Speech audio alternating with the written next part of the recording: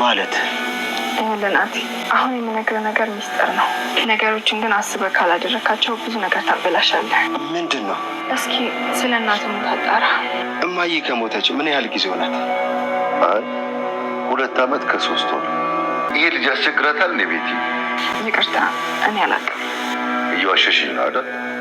ይቅርታ ጋሼ፣ በእርግጥ እኔ ምንም የማውቀው ነገር የለም። አንቺም ሴትዮ? አዎ እኔ እብድ ነኝ። እናትዬ ግን እብድ አይደለም። እሱ ጤነኛ ነበር፣ ግን ሞት ነበረች። ረባ ደጋግመን እንዳበደች መንገር አለ። ራሷን እንድጠላ ማድረግ አለ። ይህን የነገረኝ አንድ የአእምሮ ሕክምና ባለሙያ ጓደኛዬ ነው። እሱንማ ብለናት ለውጥ አይተንበታል።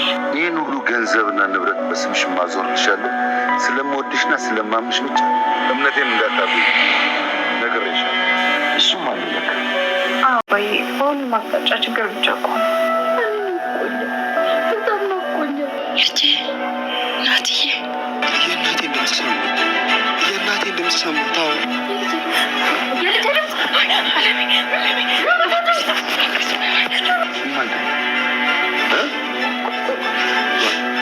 ማን ነው?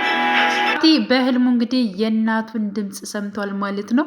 እና ተደናግጦ ተነስቶ እየተንቀሳቀሰ ባለበት ሰዓት ደግሞ አለሜ አሁንም የልጅን ድምፅ ሰምቸዋለሁ፣ የናቲ ድምፅ አለ በማለት እንግዲህ እብድ ብላ ተነስታለች። ትሁትም አብራ ስለነበረች እጅግ በጣም ግራ ገብቷታል። ምክንያቱም በተኙበት ቀስ ብላ ነበር የገባችው ማለት ነው። እና በዚህ ሰዓት ማንም ላይ መጣ ይችላል ብላ ነበረ። ግን ደግሞ በስተመጨረሻም ሁላቸውም ተነስተው ወደ ተዘጋው ክላስ ውስጥ ሄደዋል ማለት ነው። እና ምን ሊያደርጉ ይችላሉ? በጣም አጓጊ ፓርት ላይ ነው። ግን ደግሞ አሁን ላይ ማለት ነው በተለይ ናቲ እየነቃ ነው። ምክንያቱም ትሁትም ነግረዋለች። ትሁት ምን ብለዋለች? የእናትህን ሞት በደንብ አጣራ ብለዋለች። አሟቷ እንዴት እንደሆነ እንዲያጣራ ነግረዋለች። ማለት እንዴት ነው የማደርገው እያለ እሱም ግራ ገብቶት ይገኛል። ሲቀጥል ደግሞ ስለ እናቱ አሟሟት ይብን ማለት ነው እኔ በወቅቱ አልነበርኩም፣ ግን ደግሞ እንዴት ነው በማለት እንግዲህ አባቱንም ጠይቆታል። እናቴ መቼ ነው የሞተችው? እንዴት ነውስ? በማለት እንግዲህ የዛሬ 2 ዓመት ከ3 ወር እንደሞተች ነው እንግዲህ የተነገረው ማለት ነው። ስለዚህ አሁን ላይ በእርግጠኝነት ማለት ነው ከትሁት ጋር ትሁትም ደግሞ ምን ብለዋለች? እያንዳንዱን ነገሮችን እኔ እንዳግዝ ከፈለክ ነገሮችን በችኮላ አታደርጋቸው፣ በችኮላ ካደረጋቸው ደግሞ ነገሮቹ ይበላሻሉ በማለት እንግዲህ ያው ትሁት ነግረዋለች ማለት ነው። እና አሁን ላይ አለሜ የልጇን ድምፅ ስለሰማች በእርግጠኝነት ልጅ በህይወት አለ የሚለው ነገር ውስጧ ላይ ያቃጭልባታል፣ በእርግጠኝነት ማለት ነው። እሷም ትጠራጠራለች። እንግዲህ ትሁትን ደግማ ደጋግማ ልጄ ጋር ውሰጅኝ እያለች ነበረ። አንድ ቀን ወስድሻለሁ፣ ምክንያቱም ያው እሷ እንደሞተ በህይወት እንደሌለ ነው የምታውቀው። ናቲም እናቱ በህይወት እንደሌለች ነው የሚያውቀው ማለት ነው። እና በጣም ይህን ነገር እንግዲህ አቶ ገዛኸኝ ይህን ስህተት ነገር ሲሰራ በራሷ በገንዛ ቤቷ ማለት ነው እንግዲህ በአንድ ክላስ ዘግቶባት፣ እንዲሁም ደግሞ እሷ በጣም የማትረባ እሷ መጥፎ እንደሆነች እንዲሁም ለጅብ አውቶ እንደሚሰጣት ምናምን በጣም ማለት ነው መጮህ ትችል ነበር። ስትጮህ በጣም ብዙ ነገሮች ሊቀየሩ ይችሉ ነበር። ግን ደግሞ እነሱ ምን አድርጓታል? በቃ ውስጧን አሳምኗታል እንዳትጮህ፣ ምንም አይነት ድምፅ እንዳታወጣ። ይብን አቶ ገዛኸኝ ቤቲን በመታቻ ሰዓት አለም ማለት ነው። ግን እሱ ደግሞ ገብቶ በጣም ነበር የመታት። ሲመታት ራሱ ዝም ነው ያለችው።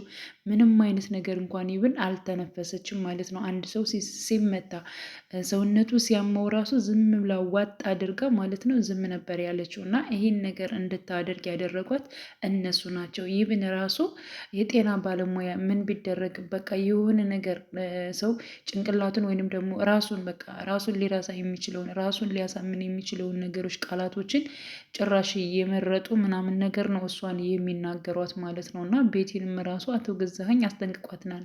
ምክንያቱም እሷ ጋር እየገባሽ ምንም ይሄን ያክል የሚያናድር ነገር አትስሪ፣ በቃ ራሷን እንድትረሳና ራሷን በቃ ማንም እንዳይፈልጋት እንደሆነች እና እብድ እንደሆነች ማሳወቅ ብቻና አንዳንድ ቃላቶችን ጣል እያደረግሽ መውጣት ነው እንጂ ያለብሽ ሌላ እሷን የሚያናድር ነገር መስራት ማድረግ የለብሽም በማለት እንግዲህ ቤትም አሁን ላይ የእሷ ላይ በጣም ለውጥ እያየውባት ነው። በቃ የሆነ ነገር አለ ይመስለኛል በማለት እንግዲህ ገዛኸኝ ገዛኸኝ? አዎ እሱን ነገር እኔም ጠርጥር ያለው ግን ደግሞ እያልኩሽን ነገር ብቻ ማድረግ ነው ያለብን በማለት እንዲሁም ደግሞ የእሷን ልጅ ናቲንም ከዚህ ወዲያውኑ የሚፈልገውን ነገር ሰጥተን እንዲሄድ ማድረግ አለብን። ምክንያቱም እዚህ ከተቀመጠ እሱ ሌላ ችግር ነው የሚሆነው በማለት እንግዲህ ወስኗል ማለት ነው። እና አሁን ላይ እንግዲህ የአለምዬን ንብረት ማለት ነው ያ ማለት የናቲን እናት ንብረት አጠቃላይ አቶ ገዛኸኝ ምን አድርጓል? ገና ልጄ ይካፈለኛል፣ ለእናቱ ስም መጠሪያ ያደርጋል፣ ድርጅት ይከፍታል በማለት እንግዲህ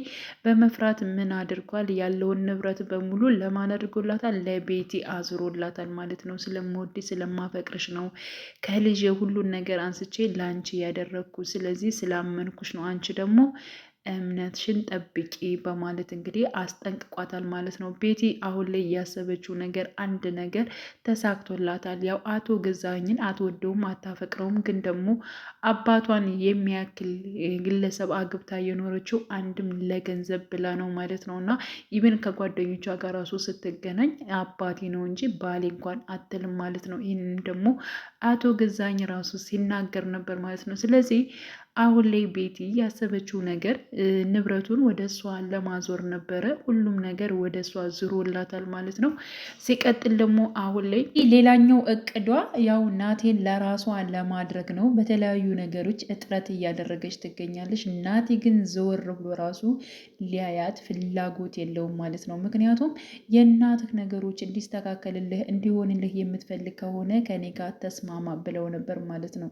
እሱ ደግሞ እኔ የእናቴን ሀቅ ነው እንጂ የጠየኩትኝ የእናንተን ነገር አይደለም። ስለዚህ ስለ እናቴ ሀቅ ደግሞ ከአንቺ ጋር ማውራት አይጠበቅብኝም ብሎ አስጠንቅቋታል ማለት ነው። እና ትሁት መልካምነትና ጥሩነት እንግዲህ ናቴ እየተናገረ ይገኛል ማለት ነው። እኔን ማየቱን ትታ አንተ ሰራተኛ ላይ ነው እንዴ? ለነገሩ ወንዶቹ በሙሉ ሰራተኛ ነው የሚያዩት እያለች ስትናገር ነበር። እኔ በሌላ ነገር አልወሰድኩትም፣ ግን ደግሞ በጣም መልካም ነች ነው ያልኩኝ። ምን ነው ቀናሽ እንዴ እያላት ነበረ ማለት ነው። እና እሷን ምንም ባለማየቱ እሷ በጣም እየተበሳጨች እየተናደደች መታለች። ከእሱ ጋር ስትናደድ ደግሞ አሁን ላይ ደግሞ እንግዲህ ያው ትሁት ላይ ዞራባታለች ማለት ነው። ምክንያቱም ከናቲ ጋር ቆማ ስታወራ ስላገኘቻት በጣም ነበር እየተናደደችው። ከእሱ ጋር ቆመሽ እንዳታወሪ ዳግም ወደ ሳሎንም መምጣት ያለብሽ፣ ያ ማለት እንግዲህ ናቲ ከዚህ ቤት እያለ አንቺ ወደዚህ ጋር እንዳትመጭ፣ ሲቀጥል ደግሞ ምግብ ለማቅረብ ካልሆነ በስተቀር በፊቱ ራሱ እንዳታልፊ በማለት እንግዲህ አስጠንቅቃታለች ማለት ነው። እና እሷ ደግሞ እንደዚህ አይነት ነገሮችን አታስቢ፣ አንቺ እንደምታስቢው ሴት አይደለሁም እኔ በማለት እንግዲህ ትሁት ተናግራታለች። እና በስራዋ ላይ እና በምሰራቸው ነገሮች አሁን ላይ እንግዲህ ቤቲ ትሁትን እየተናገረቻት ትገኛለች ማለት ነው። እና ያው ለአቶ ገዛኸኝም ተናግራ ነበረ ቤቲ። ምክንያቱም ልጅ ደግሞ ሰራተኛ በጣም እያደነቃት ነው በማለት እንግዲህ ስትነግረው ነበረ። ምን ብሏል አቶ ገዛኸኝ? እሷ በጣም ስርዓት ያላት ሰራተኛ ነች፣ ምክንያቱም ቦታዋንና ስራዋን ራሱ ታውቃለች እያለ እሱም ማለት ነው ስለ ትሁት ሲናገር ነበረ። እና በዚህ ሰዓት እንግዲህ ቤቲ እጅግ በጣም ነበር እየተቃጠለች ያለችው ማለት ነው። እና አሁን ላይ በእርግጠኝነት ማለት ነው ትሁትና እንዲሁም ደግሞ ናቲ አብረው በመተጋገዝ አብረው በመሆን ማለት ነው ሚስጥር በመደባበቅ በእርግጠኝነት ትሁት ማለት ነው እውነቱን የምታወጣ ይሆናል። እንዲሁም ደግሞ የናቲ እናት አለምዬ ማለት ነው ከዚህ ቤት መውጣት በጣም ትፈልጋለች። ወደ ሳሎን ወጣ ሰዓት እጅግ በጣም ነው የምትደሰተው። ምክንያቱም ከዚህ ጋር በጣም ደስ ይላሉ። ውስጥ እኮ በጣም ነው የሚጨንቀው። አንቺ ግን ለምንድን ነው እንደዚህ የምትወጂ? ሌሎች እኮ አይወዱኝም ይፈሩኛል እያለች ነበረ ማለት ነው። እና ለምንድን ነው የምትወጅኝ እያለች እንግዲህ ትሁትንም አለምዬ ስጠይቃት ነበር ማለት ነው።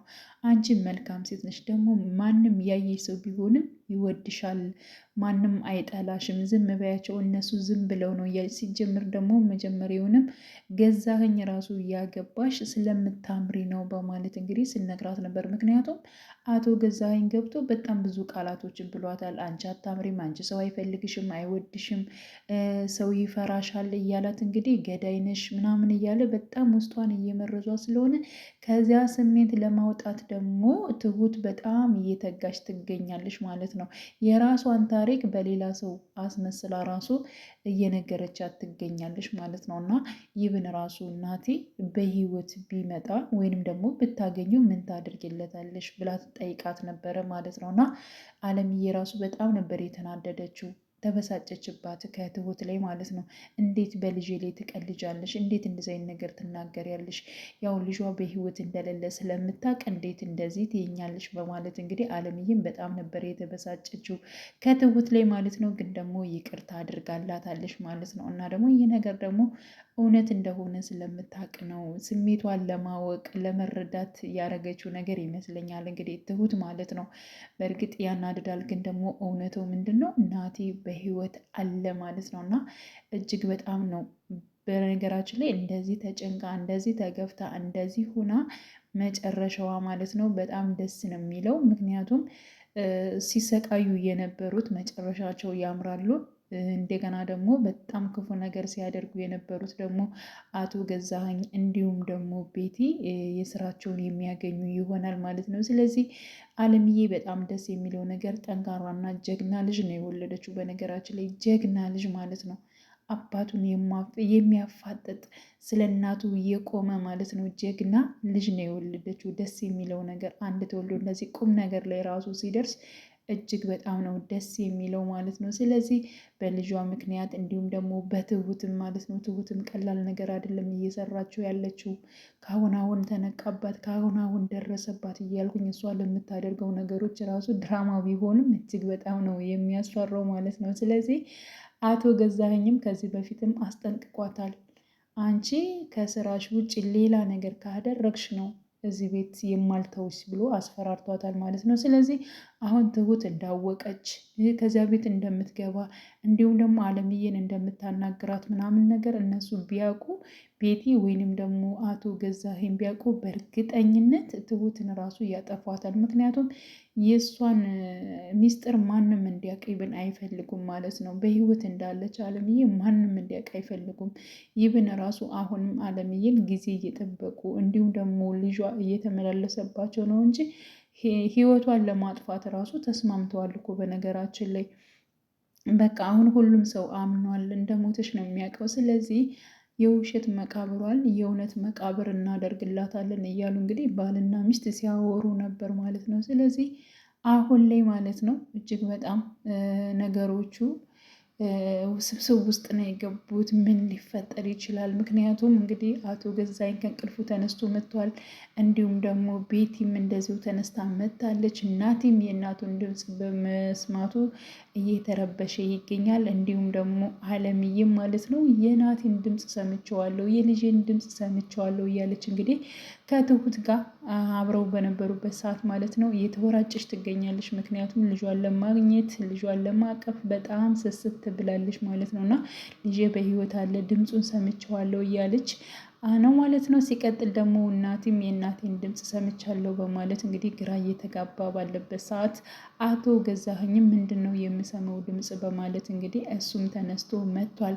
እና በምን ሊፈጠር ይችላል? በነገራችን ትሁት አለምዬን ዝም እንድትር ታደርጋታለች። እንዲሁም ደግሞ ያው እናቴም ማለት ነው አይ እንደዚህ ህልም ነው ምናምን ነገር ብሎ እንዲሁም ከአባቱ ጋር የሚያወራና ተመልሶ የሚተኛ አቶ ገዛኸኝም እንደዚሁ ተመልሶ ወደ ምኝታ ቤቱ የሚገባ ይመስለኛል። እንግዲህ ባጭሩ ማለት ነው የግድ እንደዛ ካልሆነ ቀጥታ ወደ ገዚያ ክላስ ከሄደ እጅግ በጣም ነው ከባድ የሚሆነው። ያው እንደለመደው ለምን ድምፅ አወጣሽ ብሎ እንግዲህ ያው የናቲን እናት እንግዲህ አቶ ገዛኸኝ ይደበድባታል። ሁልጊዜ እንደደበደባት ነው። ምንም አይነት ነገር እንድተነፍስ እንድታወራ ይብን አያስሯትም፣ አያፍኗትም።